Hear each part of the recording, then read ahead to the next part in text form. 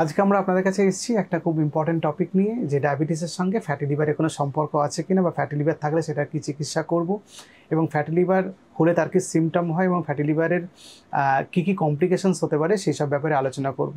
নমস্কার, আমি doctor S A Mallick. আমি একজন ফিজিশিয়ান। আমি ডায়াবেটিস রোগীদের চিকিৎসা করি। আমি লেক গার্ডেন্স প্র্যাকটিস করি কলকাতার মধ্যে। লেক গার্ডেন্সে প্র্যাকটিস করি, এবং আজকে আমরা ফ্যাটি লিভার নিয়ে এক্সটেন্সিভ আলোচনা করব। যতটা কম্প্যাক্ট করে আলোচনা করা যায় এবং টু দ্য পয়েন্ট করা যায় সেটার আমি চেষ্টা করছি। তো ফ্যাটি লিভার কী? ফ্যাটি লিভার হচ্ছে লিভারে ফ্যাট জমাকে ফ্যাটি লিভার বলে। ফ্যাটি লিভারের একটা সুন্দর নাম আছে, non alcoholic fatty liver disease বলে। মানে অ্যালকোহল খেলেও তো লিভারে ফ্যাট জমে, সেইটার কথা আমরা ধরছি না, আমরা নন অ্যালকোহলিক ফ্যাটি লিভার ডিজিজের কথা ধরছি। আসলে ফ্যাটি লিভারটা বডিতে হয় ইনসুলিন রেজিস্ট্যান্স হলে। বডিতে যদি ইনসুলিন তৈরি হচ্ছে তাদের ভালোভাবে কাজ করতে পারছে না, সেখানে ফ্যাটি লিভার তৈরি হয়। ফ্যাটি লিভার হলে সাধারণত ব্লাডে ট্রাইগ্লিসারাইড বেশি থাকে, এবং ফ্যাটি লিভারের সঙ্গে আরও অনেক কমপ্লিকেশনস তৈরি হতে পারে। এবং যাদের দেখা গেছে ফ্যাটি লিভার হয়েছে, ডায়াবেটিস নেই, ফ্যাটি লিভারের জন্য পরে ডায়াবেটিস হয়েছে, কারণ ফ্যাটি লিভার থেকে ব্লাডে গ্লুকোজ আউটপুট বেড়ে যায়, মানে গ্লুকোজ প্রোডাকশান বেড়ে যায়, তার জন্য আমাদের ডায়াবেটিস হতে পারে। ফ্যাটি লিভারের সঙ্গে যদি লিভার এনজাইমস এসজিপিটি, এসজিওটি বা অ্যালকালাইন ফসফেট বা জিজিটি যদি বেশি থাকে, সেটাকে ন্যাশ বলে, নন অ্যালকোহলিক স্টিয়াটোহেপাটাইটিস বলে। এখন এই এনএফএলডি, যেটা আমি বললাম non alcoholic fatty liver disease, এটার একটা নতুন নাম হয়েছে এমএফএলডি, যেটাকে মেটাবলিক্যালি অ্যাক্টিভ ফ্যাটি লিভার ডিজিজও বলে। আসলে এই ফ্যাটি লিভারটাকে একটা মেটাবলিক প্যারামিটার হিসাবে ধরা হচ্ছে। দেখা গেছে যাদের ফ্যাটি লিভার আছে তাদের ডায়াবেটিস হচ্ছে, এবং ডায়াবেটিস পেশেন্টদের মধ্যে ফ্যাটি লিভারের সম্ভাবনা অনেক বেশি। সুতরাং ফ্যাটি লিভারটাকে শুধু জাস্ট লিভারে ফ্যাট জমেছে এইভাবে না দেখে আমরা যদি একটা মেটাবলিক ডিজিজ হিসাবে ধরি, তাহলে আমাদের এটা বুঝতে এবং এটা চিকিৎসা করতে এবং কমপ্লিকেশন প্রিভেন্ট করতে সুবিধা হবে। দেখা গেছে আমেরিকাতে একটা সার্ভে করা হয়েছিল, সেখানে দেখা গেছে 100 জনের মধ্যে 24 জনের ফ্যাটি লিভার ডিজিজ আছে। এখন যদি কারো ডায়াবেটিসের সম্ভাবনা থাকে বা ডায়াবেটিস যদি কারো থাকে, তাহলে তার দেখা যায় 70% লোকের ফ্যাটি লিভার ডিজিজ আছে। শোনো, ফ্যাটি লিভারটা খুবই কমন আর কি, অত্যন্ত কমন একটি ডিজিজ, এবং এটা সব থেকে কমন লিভার ডিজিজের মধ্যে এখন পড়ে, যে ফ্যাটি লিভার ডিজিজ। কোনো সিমটম নেই পেশেন্টের, নর্মাল আল্ট্রাসোনোগ্রাফি করতে গেছেন অন্য কোনো প্রবলেমের জন্য, দেখা গেল hepatomegaly with grade 1 fatty liver বা হেপাটোমেগালি গ্রেড 2 ফ্যাটি লিভার, এরকম। মানে ফ্যাটি লিভারটা এখন অত্যন্ত কমন, এবং খুব রুটিন চেক আপে ফ্যাটি লিভার ধরা পড়ে। তখন ফ্যাটি লিভার ধরা পড়লে আমরা ডাক্তারবাবুর কাছে যাই, এবং আমরা ডাক্তারবাবুর কাছে গিয়ে বলতে চাই যে কীভাবে আমাদের ফ্যাটি লিভারটা কমবে। এখন ফ্যাটি লিভারের কোনো ওষুধ আছে কি? না, ফ্যাটি লিভারের কোনো ওষুধ নেই, কিন্তু ফ্যাটি লিভারে কিছু হিপাটো প্রোটেক্টিভ ওষুধ আছে, ভিটামিন ই খেতে বলা হয়, আরও কিছু ওষুধ আছে যেগুলো লিভারে প্রোটেকশান দেয়। এবং আপনাকে লাইফস্টাইল ভালো করে মেনটেন করতে হবে, আপনার ওজন কমাতে হবে, আপনাকে অ্যালকোহল রেস্ট্রিক্ট করতে হবে, আপনাকে junk food, fried items, refined carbohydrate এগুলো কমাতে হবে, কমপ্লেক্স কার্বোহাইড্রেট, নাটস, সিডস এগুলো খেতে হবে, ফল খেতে হবে, মাছ মাংস খেতে হবে, সেরকম মাছ মাংস খেতে হবে যার মধ্যে চর্বি, ফ্যাট এগুলো কম, এগুলো আমাদের ভালোভাবে মেনটেন করতে হবে।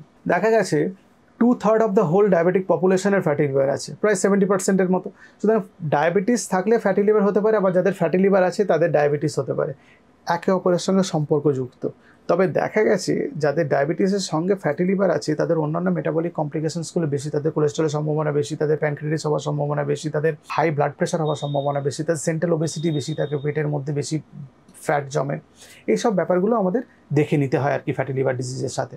ফ্যাটি লিভারের সঙ্গে ডায়াবেটিস থাকলে তার কমপ্লিকেশন হবে কি না সেগুলো কয়েকটা আরও ফ্যাক্টরের উপর ডিপেন্ড করে, high blood pressure, high cholesterol, chronic hypertension, এগুলো। সুতরাং এই প্যারামিটারগুলোকে আপনাকে কন্ট্রোল করতে হবে কমপ্লিকেশন অ্যাভয়েড করার জন্য। আপনার যদি বডি ওয়েট কমাতে পারেন, ইউজুয়ালি 7 to 10% যদি আপনার টোটাল বডি ওয়েট আপনি কমিয়ে নিতে পারেন, খুব র্যাপিড আবার বডি ওয়েট কমাতে নেই ফ্যাটি লিভারে, সেটা নাকি ওয়ার্সেনিং হয়, এটা একটা স্টাডিও আছে।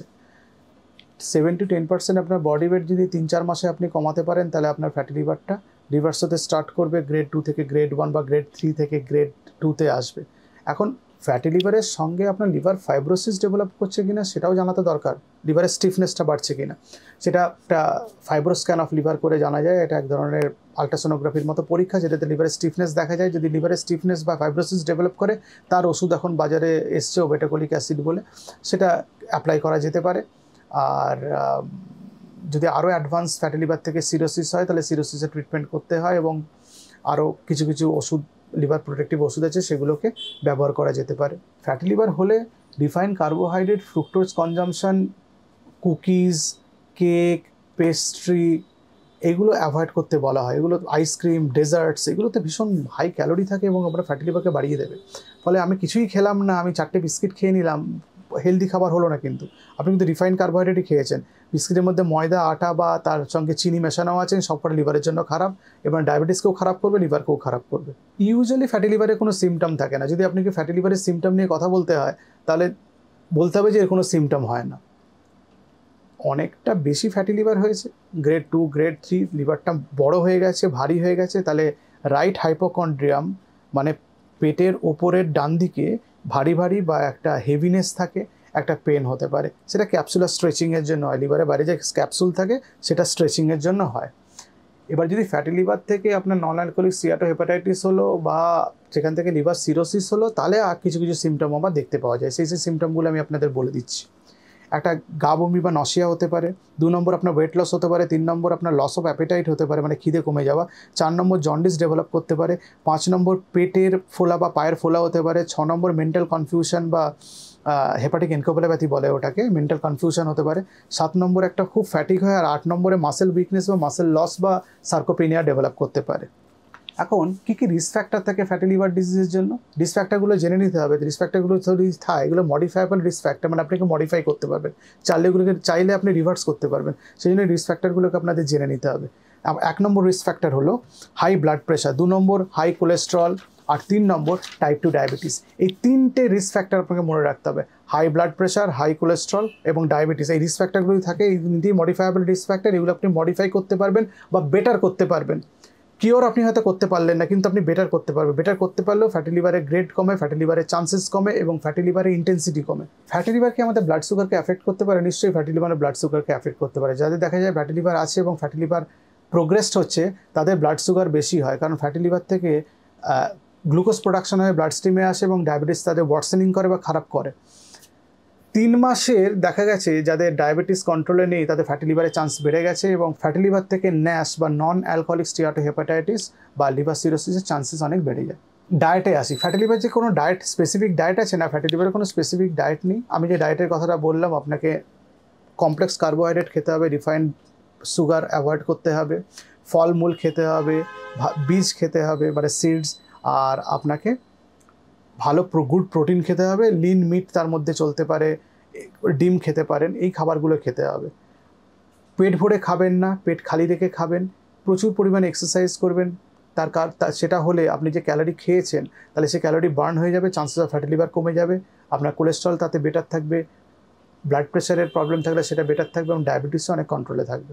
এবার কী কী ওষুধ আছে ডায়াবেটিসের সঙ্গে ফ্যাটি লিভার থাকলে? কিছু কিছু ওষুধ আছে যেগুলো ফ্যাটি লিভারে বেনিফিশিয়াল হয়, যেমন থাইজোলিডিনেরান্স বা পায়োগ্লুটাজন গ্রুপের ওষুধ, এটা ফ্যাটি লিভারকে বেটার করে। GLP-1 analog, glucagon like peptide 1 analog, এগুলো ইঞ্জেকশন পাওয়া যায়, ট্যাবলেট ফর্মে এখন পাওয়া যায়, সেগুলো খেলে বডির ওয়েট কমে, তাতে ফ্যাটি লিভারও কমে। আর SGLT2 ইনহিবিটার, এগুলো বডি ওয়েট কমায় ডায়াবেটিসও কন্ট্রোল করে, বডি ওয়েটও কমায়। আর DPP-4 ইনহিবিটার যেগুলো আছে সেগুলো বলে ওগুলো ওয়েট নিউট্রাল, কিন্তু মেটফরমিনের সঙ্গে খেলে বডি ওয়েট কিছুটা কমে। সুতরাং এই ওষুধগুলো খেলে যেহেতু আপনার ডায়াবেটিসও কন্ট্রোল থাকবে, আপনার বডি ওয়েটও কমবে, ফ্যাটি লিভার স্বভাবতই বেশি বেটার হবে। ফ্যাটি লিভার কোনো স্পেসিফিক ওষুধ নেই যে আপনাকে ওষুধ দিয়ে ফ্যাটি লিভার কন্ট্রোল করে ফেলা যাবে। আজকে আমাদের টেক হোম মেসেজ কি, টেক অ্যাওয়ে মেসেজ?